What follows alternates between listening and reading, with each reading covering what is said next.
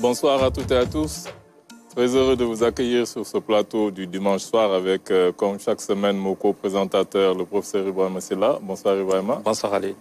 Tout à l'heure, nous allons recevoir Madame Safiatou Ndiaye qui viendra nous présenter son roman intitulé Les épines de la vie.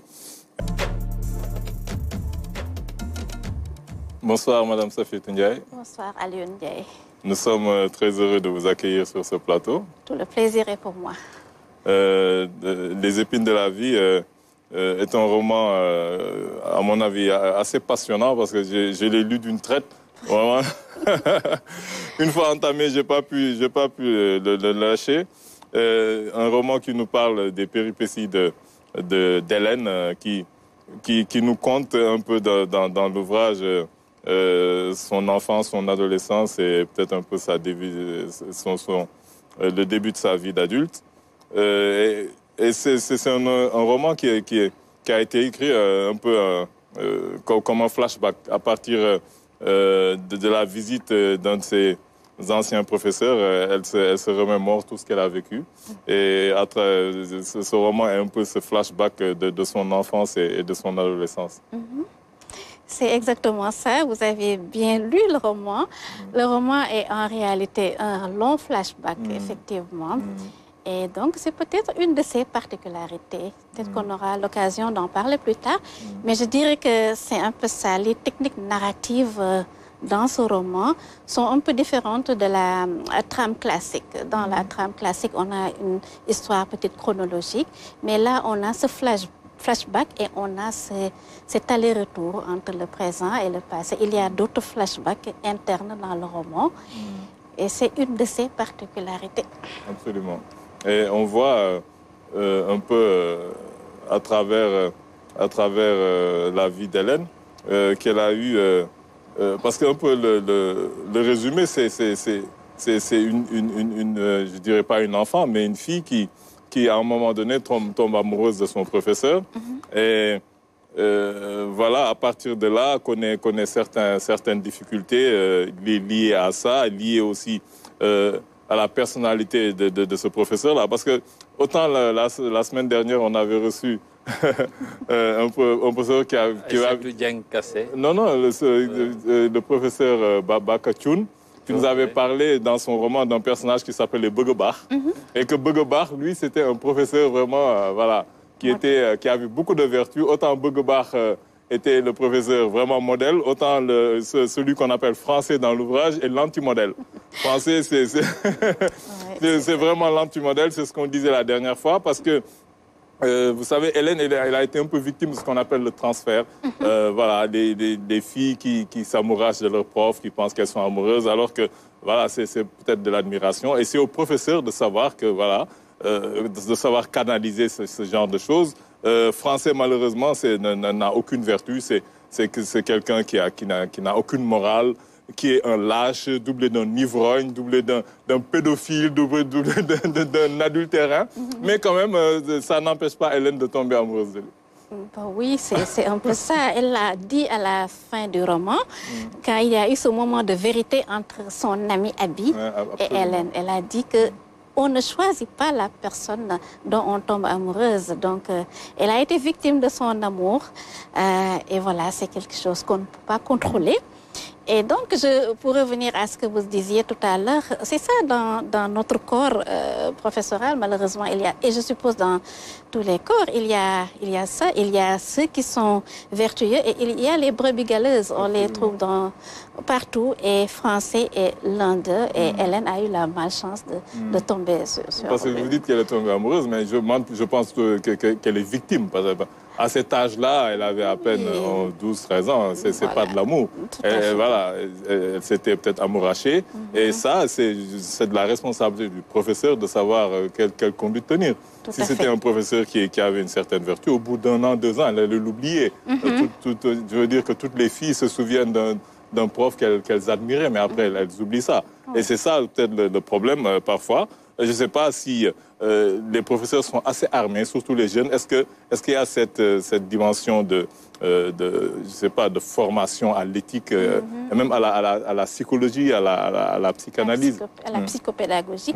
J'ai souligné ça quelque part. Je dis que, bon, quelque part, peut-être que la formation que les enseignants reçoivent ne tient pas tout à fait en compte, ou bien pas assez, en tout cas, cet aspect-là, cette préparation qu'il faut pour affronter ou bien savoir quelle conduite tenir devant ce genre de situation. J'ai dit que Français aurait dû comprendre en tant qu'éducateur que ce n'est pas le rôle d'un éducateur de profiter de l'ingénuité des jeunes filles. Mais bon, est-ce que cette formation...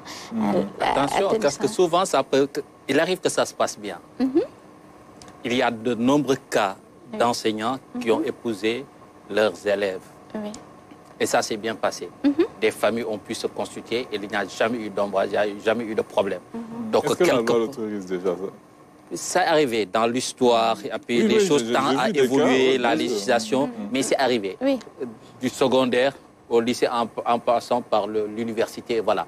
Il est arrivé que des enseignants épousent, voilà. Oui, j'ai vu des cas. Hein. Voilà. Donc ça, c'était juste une précision. Non, c'est intéressant. Moi, ce qui m'étonne, c'est quelque part... Alors, l'attitude, c'est un ouvrage intéressant. Au début, on se dit les épines de la vie. Premier chapitre, tous les chapitres d'ailleurs, vous sortez comme une citation ou une moralité, quelque chose. Tous les chapitres ont des intitulés intéressants qui ont une certaine philosophie. Au début, on lit le premier chapitre. C'est l'histoire d'une jeune fille. Vous nous racontez comment elle se réveille, son quotidien, les premiers actes de son quotidien. Ensuite, comment se déroule son quotidien, le laveur de voiture, elle prend sa voiture, elle emprunte la corniche pour aller retrouver son travail. Tout ce qu'il y a de plus, alors, ritualisé dans la vie d'un être, d'une citadine, on va dire. Oui. Et après ce premier chapitre, mais moi, je me suis posé la question, je me suis dit, mais où est l'épine? Où sont les épines? Où est le piquant? Tu étais trop pressé là. J'étais trop pressé. C'est ce que j'allais dire. Je vais en arriver là. J'étais trop pressé. C'est pour ça que quand on lit, moi j'ai les épines de la vie, je vois arriver. Elle va nous sortir quelque chose de piquant. Une femme qui va regretter certainement, comme c'est souvent, pas que des lamentations, mais on va avoir droit à du piquant. Ce piquant-là, lors du premier chapitre, on ne trouve pas ce piquant. On trouve mais tout ce qu'il y a de plus normal, la routine d'une jeune femme. Voilà. D'un individu qui se lève, etc. Et au bout de 40 pages, vous annoncez ce Français-là. Cette jeune fille qui tombe pratiquement amoureuse de son professeur de lycée. Et je mets un point d'interrogation en disant, est-ce l'épine, est-ce ce professeur? Et là, on ne parlerait plus des épines. Et c'est le début des épines qui vont arriver. Ça serait peut-être la première. La première épine. Et puis, on trouve... Mais il y a quelque chose d'intéressant à un moment, c'est que cette jeune fille, dès l'âge de 13 ans, le prof arrive, elle a la conviction qu'elle est amoureuse, elle fait tout pour se faire remarquer par le professeur. Et c'est ça un peu elle crée les conditions. Et malgré tout, le prof ne tombe pas dans le piège. Le prof a attendu que la jeune fille quitte pratiquement le collège pour lui déclarer son amour. Je ne vais pas raconter toute l'histoire.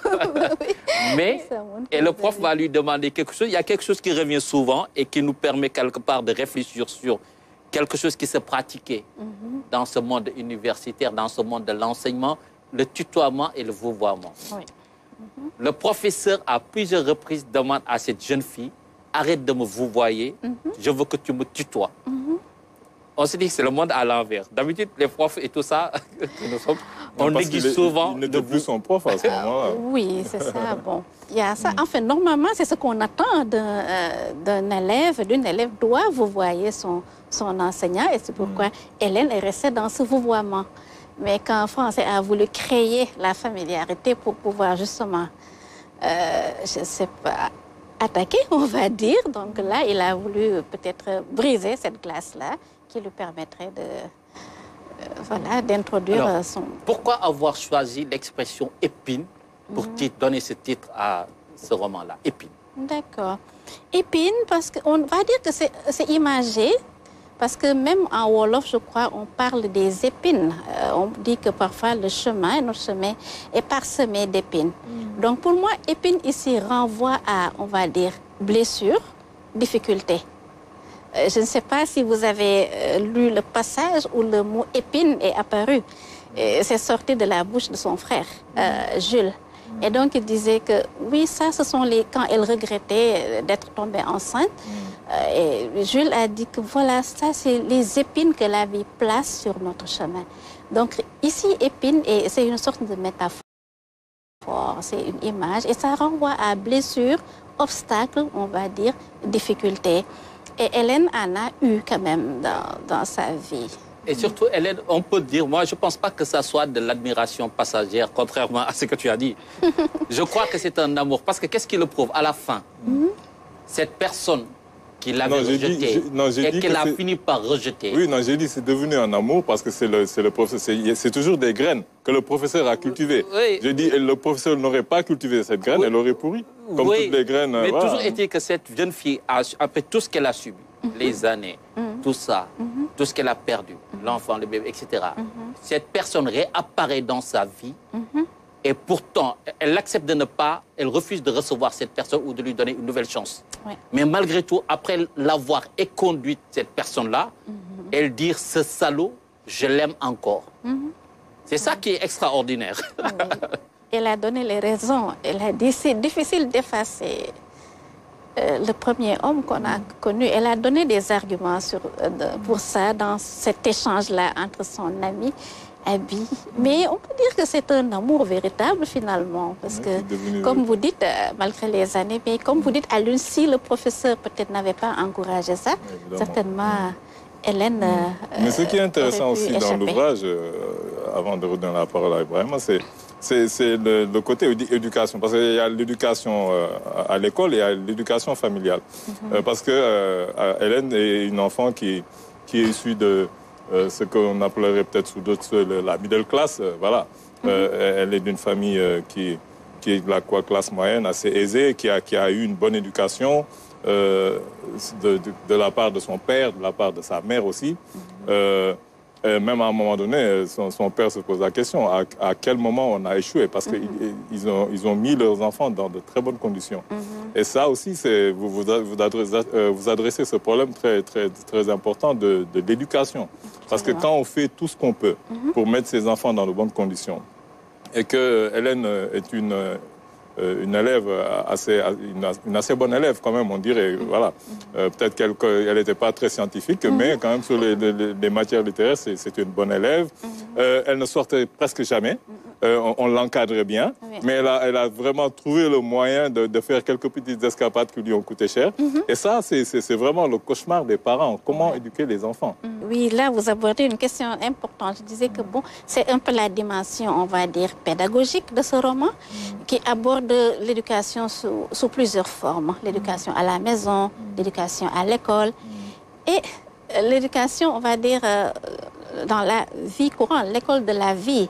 Parce que peut-être les parents ont déployé tous les moyens qu'ils pensaient être les bons pour pouvoir donner à Hélène une bonne éducation. Mais peut-être il y a quelque part cette préparation-là pour affronter la vie réelle. Peut-être c'est ce qui a manqué un peu dans cette forme d'éducation. Et voilà. Et donc aussi l'éducation à l'école, bon, ça c'est le rôle premier de l'école. Il y a les éducateurs, il y a des exemples d'éducateurs dans ce roman qui font bien leur travail. Il y a les brebis galeuses comme français.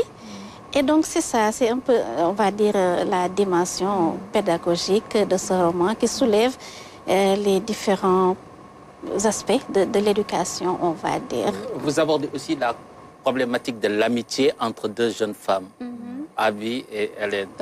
Et cette amitié qui perdure au-delà de toutes ces épreuves-là depuis, voilà. Ça veut dire que quelque part, ces jeunes peuvent... Les vraies amitiés sont construites à partir de cette étape-là. Absolument, oui. Le roman est vraiment un hymne, on va dire, à l'amitié. Parce que cette amitié entre Abi et Hélène, elle est très sincère, elle est solide. Elle traverse les années, elle a résisté à l'éloignement parce qu'Hélène est partie étudier en France, mais malgré cela, les relations sont restées. Et donc, il arrive que parfois les liens d'amitié soient même plus forts que des liens fraternels. Donc, ce roman est également un hymne à l'amitié. Mais c'est également un hymne à la fraternité. Vous parlez de fraternité. Oui. Un hymne, vraiment un hymne à la fraternité, parce qu'on voit les liens entre Hélène et son frère Jules, vraiment des liens très très forts, qui malheureusement, il y a eu une issue assez tragique, ce qui fait partie aussi des épines. Des épines qui ont jauché son chemin, exactement. Et même concernant l'amitié, vous le dites bien, c'est l'intitulé du chapitre 5 que vous intitulez « L'amitié est une plante qui pousse difficilement, mais qui peut vivre éternellement ». Absolument, absolument. Je trouve que c'est bien dit. Mais quelquefois, je disais que les vraies amitiés, un ami véritable, ce n'est pas quelqu'un qu'on connaît comme ça du jour au lendemain. Il faut qu'on passe par certaines étapes, par des épreuves, on va dire, pour que cette amitié prenne forme et se noue une complicité, parce qu'on a quand même la complicité qu'il y a entre ces deux personnages. Il y a deux chapitres qui me paraissaient un peu contradictoires, en tout cas dans leurs intitulés. D'un côté, vous dites que le destin nous mène à la baguette, c'est le titre d'un chapitre, et d'autre part, vous nous dites qu'on ne sait jamais de quoi demain sera fait. Mais si le destin nous mène à la baguette... Moi, je dirais que ces citations se complètent. Parce qu'on dit, on ne sait jamais de quoi demain sera fait. On se lève, enfin, on se couche et on ne sait pas demain ce qui nous attend. Mais c'est parce que... On est toujours entre les mains du destin. Voilà, le destin nous mène à la baguette. Les choses nous échappent. On ne sait pas ce qu'on va trouver. Je dirais même pas demain, mais juste après cette émission, on ne sait pas le destin. Je ne sais pas aussi si c'est fait exprès. Il y a le personnage de Fama qui est totalement, je ne dirais pas totalement opposé, mais quand même, elle vit dans un autre monde par rapport à Hélène, qui a reçu une certaine formation, un peu occidentalisée, dans une vie moderne, on va dire, même ses préférences musicales. Souvent, elle écoute de la musique française, l'autre écoute du mbalar. À un moment même, vous le dites, elle écoute un personnage qui est dans son genre, qualifié comme étant le roi de son genre musical. Vous pouvez le nommer. Je ne sais pas pourquoi vous faites le choix de ne pas le nommer, parce qu'il y en a un seul dans le monde. Je vous laisse la liberté de Youssou N'Dour. Il y en a d'autres, il y a d'autres rois dans leur genre. Dans son genre, oui. Il y a des princes. Bob Marley, le roi du reggae. Oui. Mais j'imagine mal Fama, d'après son... Écoute, bon, bref.